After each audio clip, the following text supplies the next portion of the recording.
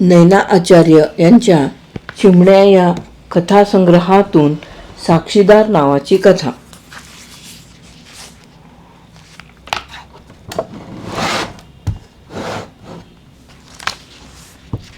रोज office सुटताच त्वरेने station गाठून पहिली फास्ट गाडी गाठण्याची कोण गडबड आहे माझी, कोण गडबड असे माझी. त्यासाठी इतर सहकारी स्त्रियांप्रमाणे प्रसाधन वगैरेच्या फंदात न पडता सरळ चालू लागे मी. आज मात्र माझे डोके चांगलेच दुखू लागले होते. एका मंथली स्टेटमेंटचे आकडे चुकू लागले. आधीच दर महिन्याच्या सुरुवातीला ही स्टेटमेंट्स जीव खातात. सकाळपासून एक एक कागद तडीस लावून दमलेली मी ते मोठं थोरले डबल फुलस्केपचे स्टेटमेंट चुकू लागताच कंटाळले. मग तर आकडे गरगर फिरूच लागले डोळ्यांपुढे. अखेर ऑफिस सुटण्याच्या वेळी ते जमले. जरा उशीर झालाच होता, पण धावत पळत स्टेशनकडे जाण्याआधी एका चांगल्याशा उपहारगृहात जाऊन कॉफी मागवली. नाहीतरी घरी जाऊन मलाच ती करायची होती. घरात आम्ही राजा राणी दोघंच, त्यामुळे मीच घरातले स्वयंपाक पाणी उरके. रमेश रात्री 8ला सुटत. त्यांचा कारखाना उपनगरात होता, त्यामुळे जाये करण्याच्या वेळा नि मार्ग भिन्न होते. मी संध्याकाळी येऊन स्वयंपाक केल्यावर ते येत. वाफळणाऱ्या कॉफीचे 2 घुटके पोटात जाताच डोके जरा निवाले. ताठरलेले डोळे चोळले व उरलेली कॉफी पिऊन मी खुर्चीच्या पाठीवर रेलले.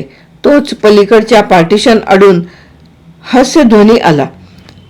असं निर्भर हास्यसुद्धा आजकाल दुर्मिळ झालंय. महागाई, अन्न व सर्वच वस्तूंची न जागांची टंचाई, गैरसोयी, नाना प्रकारच्या चिंता, कोंडमारे बोचणारे एकमेकांचे स्वभाव, या साऱ्यांनी आजकाल माणसाच्या चेहऱ्यावरची हास्याची गुलाबी पखरण उधळून तेथे साऱ्या आठ्यांच्या लाटा पसरून ठेवल्या आहेत. तेव्हा अशा काळात असे मधुर निनाद ते हास्य ऐकणाऱ्यालाही सुखावते. पाठोपाठ 2 व्यक्तींचे संभाषण सुरू होते. एकमेकांना खाद्यवस्तूंचा आग्रह चालला होता. एक आवाज खळाळ त्यात झऱ्यासारखा निर्मळ होता, तर एक पैजणांच्या नादासारखा. मध्येच बांगड्या किणकिणल्या. अरेच्छा, तरुण तरुणींची जोडी दिसते आहे. ते संभाषण कुजबुजीत होते. बरं झालं बस चुकली म्हणून. का? स्त्रीचा आवाज. म्हणून तर इथे बोलायला तरी संधी मिळाली, नाहीतर एका ऑफिसात असूनही औपचारिक कामापुरत्या ओळखीपलीकडे एक शब्दही बोललो नव्हतो आपण. बरे, निघूया, उशीर होतोय. निघायचेच तर. पण पुढे निसटू नका घाईनं. बिल मी देईन. हाय, हात सोडा ना. पण थांबते मी मागे. मग झालं. सोडा हात ना. पाहिल कोणी.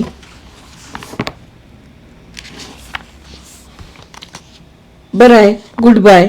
मी पार्टिशन खालच्या भागातून नजर टाकली. पोपटी छटेच्या फुलांचे नायलॉन नि ग्रे रंगाचा सूट, लालभडक मोजे नि जड आवाज करणाऱ्या बुटांतील पावले. मी उमगले. कथेचे पहिले पान आज उलटले होते. दुसरे दिवशी नकळत माझी पावले त्या हॉटेलकडे वळली. तीच फॅमिली रूम, पण आज जोडी दिसलीच नाही. मी तरीसुद्धा खुळ्यासारखी 4 दिवस येत राहिले. उगीच. वास्तविक एकदा सहज हॉटेलमध्ये शिरलेली माणसे रोज रोज कशावरून येतील, याला काही नियम तर्क यांचा आधार नव्हता. पण त्यांचे त्या दिवशीचे संभाषण स्वरांतील गोडवा सांगत होता. हे इथेच थांबणार नाही प्रकरण. 4 दिवसांनी खरोखरच ती दोघे त्याच फॅमिली रूममध्ये शिरली. आज ती एकमेकांना खायचा आग्रह करीत होती. ऑफिसमधल्या गमती जमती सांगत होती. घरची माहिती विचारत होती. माझं अनुभवी मन म्हणाले, खात्रीने यांची कादंबरी होणार. हा प्रवाह नदीसारखा विशाल होत समुद्राला मिळणार. एखाद्या गुप्तहेराप्रमाणे मला या रहस्याची गोडी लागली. मी रोज येत राहिले. त्या जोडीलाही ते हॉटेल आवडले असावे. अधूनमधून ते येत राहिले, पण एक दिवस ते दुसऱ्या रूममध्ये शिरले. मला काही ऐकू आले नाही, पण त्याने तिला वेणी आणलेली दिसली. रूममध्ये जाताना तिच्या केसात ती नव्हती, बाहेर येताना ती चमकत होती. चांगली गच्च व जरतारी वेणी होती ती. दुसरे दिवशी माझ्या शेजारच्या खोलीत ते होते. चहानंतर मरीन ड्राईव्हवर हिंडायला जात होते ते. आता तो तिला ए जा म्हणत होता. गालावर चापट मारण्या इतका धीट झाला होता. अन तीही त्याच्या टायला हात लावून हा किती खुलतो हा शर्टवर म्हणून वाखाणण्या इतकी जवळ येत होती. हो, त्या अलीकडे टेरिलिनचा शर्ट घातला होता. रोज कादंबरीचे एक एक प्रकरण वाचायला, नवे ऐकायला मिळत असल्यास त्याबदली 2-3 दिवसांच्या कॉफीचे बिल नि थोडा उशीर सोसायला हरकत नव्हती. एरवी घरी जाण्याची तेवढीशी घाई नव्हतीच. त्या दिवशी मला ऑफिस सुटायला उशीर झाला, तरी मी त्या हॉटेलात गेलेच. ती दोघं बराच वेळ येऊन बसली असावीत. त्याने सिनेमाची 2 तिकीटं मिळवली होती व तो तिला सिनेमाला आग्रह करीत होता. द्विधा स्थिती झाली होती तिची. घरी जायला रात्र होईल म्हणून जास्ती वाटत होती. दुपारच्या शोला जावे, ऑफिसला दांडी मारून, असेही तिने सुचवले.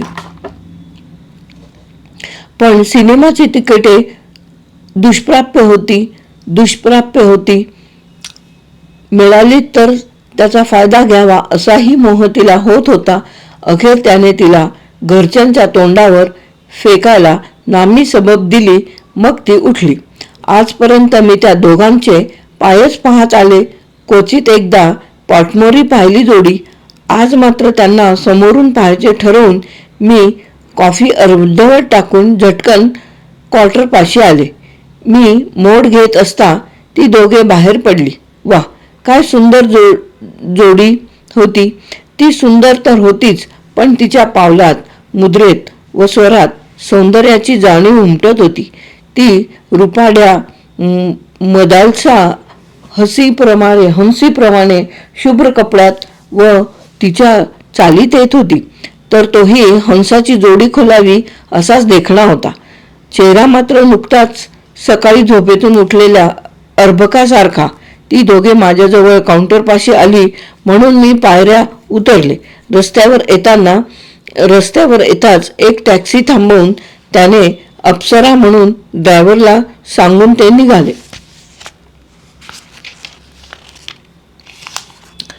मी स्वतःशीच हसले. नदी अखेर ठराविक वळणांनीच जात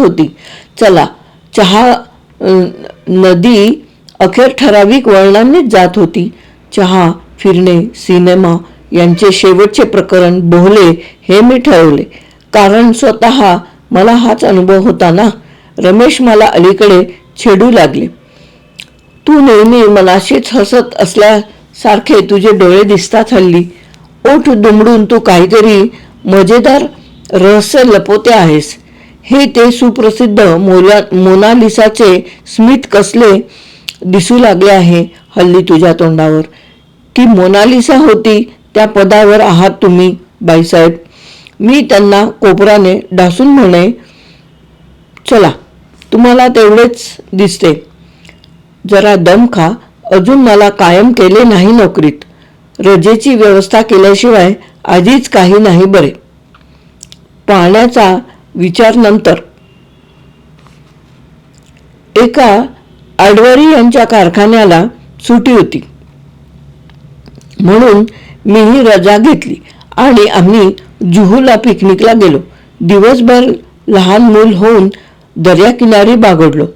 उन्हात लाटा अंगावर घेत डुंबलो. संध्याकाळी ते हातगाड्यांवरचे पोरकट जिन्नस खाल्ले आणि मग मावळत्या उन्हात अगदी निवांत कोपरा गाठून बसावे म्हणून निघालो.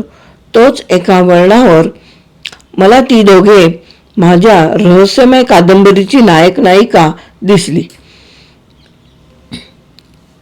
ती वळली व दोघेही नारळाच्या झापांच्या छायेत बांधलेल्या त्या टिचभर झोपड्यांकडे गेली. मी अवाक होऊन रेंगाळले. खरेच ती दोघे न घाबरता न शरमता सरळ त्या झोपडीत शिरली. दार बंद झाले नि मी पुढे निघाले. मन मात्र गारठून गेले होते. धास्तावल्यासारखे झाले होते. माझी टकळी मध्येच का बंद पडली म्हणून हे मागे वळून पाहत होते. तोच मी जलद चालून त्यांना गाठले. माझे बोलणे मात्र खंडले. त्यांनी मला त्याबद्दल विचारलेही. अगं, त्या माणसाकडे एवढे आश्चर्याने काय पाहत होतीस? अहो, ती दोघे माहितीची आहेत. आमच्या शेजारच्या ऑफिसात आहेत. मग काय झाले? पण ती अविवाहित आहेत. तरीही हल्ली हे चालतेच. आजकाल जेवणाआधी अन्न चाखून पाहणारे प्राणी जास्त वाढत चालले आहेत समाजात. आजकाल जेवणाआधी अन्न चाखून पाहणारे प्राणी जास्त वाढत चाललेत समाजात. काही जण प्रेम नसताना निव्वळ मजा म्हणूनही येतात इथे. घटकाभर मजेसाठीच या सोयी आहेत. ठिकठिकाणी हे तर काहीच नव्हे. विवाहित जोडपीही कैक वेळा यांचा आश्रय घेतात. अय्या, कशाला? अगं, कुणाला लग्न होईनही जागा मिळालेली नसते. ती माहेरी, तो मित्राच्या खोलीवर, तर कुणाच्या घरात 1-2 खोल्या व 8-10 माणसे झोपतात. मग निवांत प्रेम करायला हाच रस्ता धरतात तेही. मी खांदे उडवून म्हणाले, हॉरिबल. बाईसाहेब, आपल्या लग्नाआधीच मी पैसे साठवून डबल रूम घेऊन ठेवली. त्यामुळे तुम्हाला काय या हालांची कल्पना? मी घरी आले तरी माझ्या डोळ्यांपुढून ते दृश्य जात नव्हते. एखाद्या गुप्तहेराप्रमाणे त्या जोडप्याच्या प्रगतीची मी तारीखवर नोंद केली होती. वर लिहिले होते, प्रेम सोपानाच्या पायऱ्या. पण जी शेवटची पायरी लग्नानंतर चढायची ती ही वेडी पोर लग्नाआधीच चढून गेली. काय म्हणावं? त्यानंतरही ती दोघं हॉटेलात येतच राहिली. त्यांची पिकनिक्स चालू होती. एवढेच नव्हे तर ती पुन्हाही एकांतात भेटत राहिली असावी असे वाटत होते त्यांच्या संभाषणावरून. मग मी 2 महिने रजा घेऊन माहेरी जाऊन आले. आल्यानंतर रमेशना भेटायची जितकी उत्सुकता होती तितकीच त्या रहस्य कथेची मधली वा पुढची पाने वाचण्याची होती. पण 2-4 दिवस हेलपाटे घालूनही मला ती जोडी दिसेना. माझे मन भयाकुल झाले. काय घडलं असेल? काय बरं असेल सत्य? तरीही मी हॉटेलात चिकाटीने जात राहिले. ते हॉटेल व ती रूम त्यांची फार आवडती होती. आणि एक दिवस ती जोडी आली. तेच परिचित स्वर धास्तावलेला आणि अर्जवी होता, तर त्याचा तुटक शुष्क होता. किती दिवस झाले तू स्वतः इकडे भेटायला आला नाहीसस आणि मी खुणांनी चिठ्ठी पाठवून परोपरीने बोलावले तरी आला नाहीस. का आता टाळतोस मला? उत्तर नाही. तुला मी त्या दिवशी हॉटेलात ती शंका सांगितली. तेव्हापासून मी जणू अनोळखी आहे अशा थाटात वावरतोस. मग फिटला का संशय? नाही रे, असल्या दुष्ट शंका कधी खोट्या ठरतात का? एकदा नव्हे 2दा टळली पाळी. 2-2.5 महिने झाले असतील. मग रजा काढणी हो मोकळी. पाहिजे कशाला व्याप? तू बोलतोस हे? अरे, आता लवकरात लवकर आपण विवाहबद्ध होऊया. छी, लग्न कसले करायचे एवढ्यात? अजून माझ्या हौसामौजा झाल्या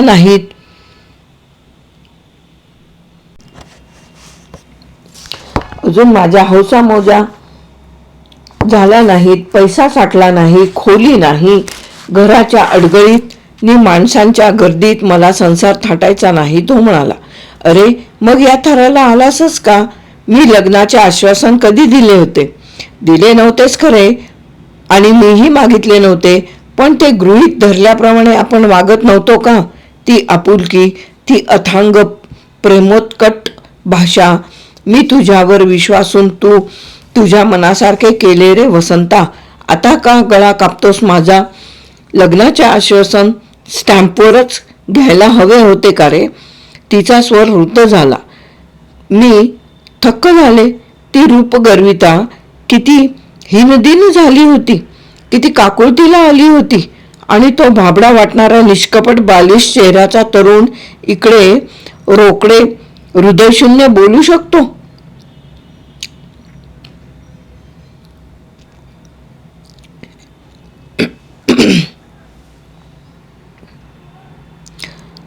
मी तुला स्पष्ट सांगतो चित्रा, पैसे साठले नाहीत अन एव्हापासून लग्न, बायको, मुले असली लोडणी गळ्यात बांधायची नाहीत. तुला यातून मुक्त करण्यापुरता पैसा हवा तर देईन मी, मग तू लग्नाला कबूल नाहीस. छे, गटकेच्या मजेपायी या बेडीत उगीच गुंतायचे नाही मला. तुला लग्न करावेच लागेल वसंता. मला इतर घाणेरड्या मार्गाने मोकळे व्हायचे नाही. मी प्रेमाची निष्ठा पाळलीये, तूही पाळ. मग मीही सांगतो, मी करणार नाही लग्न. तू माझ्या विरुद्ध काहीही करू शकत नाहीस. कुणीही आपल्याला पाहिले नाहीये, कुणाला माझा संशय येणार नाही. मी सावधपणे वागतोय. ठीक आहे, मीच फसले तर मग मला आता आईबाबांच्या घरात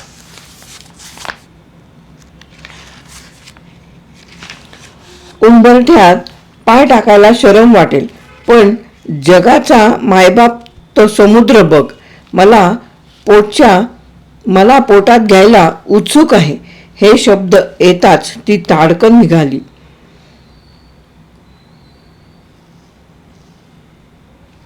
मी सुन्न झाले. पण दुसऱ्याच क्षणी मी खडबडून उठले आणि पार्टिशन पलीकडे जाऊन त्याचा दंड माझ्या कणखर बोटांनी पकडून म्हटले, उठ. तुझ्या चैनीपायी तिचा जीव घ्यायचा का? चल आधी तिला मागे फिरायला धाव घे, नाहीतर तुझ्यावर खुनाची केस. तुम्ही कोण? तुझी सासू. मग सांगते सारं, उठ आधी. मी त्याला फरफटत खेचीत निघाले. पळत काउंटरवर एक नोट ठेवून मी समोर पाहिले. रात्र पडत होती. त्या धुसर अंधारात ती समुद्राकडे वेगाने चालली होती. पळ, धाव भेकडा, बघतोस काय? म्हणत मी पळायला लागले. मग तोही धावला. आम्ही वाळूतच तिला पकडले. तुम्ही कोण? धापाटाकीत दोघांनी विचारले. तुमच्या प्रेम प्रकरणाची साक्षीदार म्हणजे, वसंत थपकून म्हणाला. तुमची पहिली भेट झाल्यापासून आजपर्यंत तुम्ही किती वेळा, कुठे व कधी भेटलात ते तारीखवर नोंदलेले आहे माझ्याकडे. पण का? तिने विचारले. मी तिला सारे सांगितले.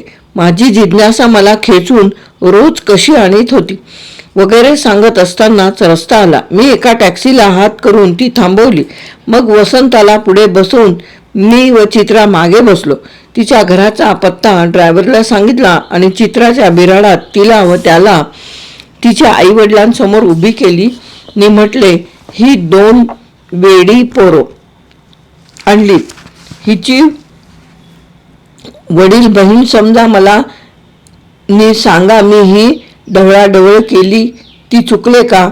सारी हकीकत ऐकून तिच्या आईवडिलांनी माझे पाय जवळजवळ अश्रूंनी धुतले. नंतर पुढच्या दिवसात वसंताचे मन वळवले. मुलगा हाडाचा दुष्ट नव्हता, पण आजकालच्या तरुणांप्रमाणे लग्नाची व यासारखी पुढली जबाबदारी लवकर नको असणारा, उंची कपडे, झकपक वागणे, सिगरेट व सिनेमा वगैरे चैनीत आणखी राहायला इच्छिणारा होता तो. त्यातून जागेची ही अडचण. चित्राचे वडील श्रीमंत नव्हते. चित्राच्या पगारातून व स्वतःच्या पुंजीतून 5,000 डिपॉझिटला खर्चून त्यांनी एक डबल रूम मिळवली. लग्नाचा गाजावाजा हुंडा याला चाट देऊन वैदिक पद्धतीने करायचे ठरवले. हो, आड हंगामी लग्न व ही भानगड, त्यामुळे भपका नकोच होता. अनायासे खर्च वाचला.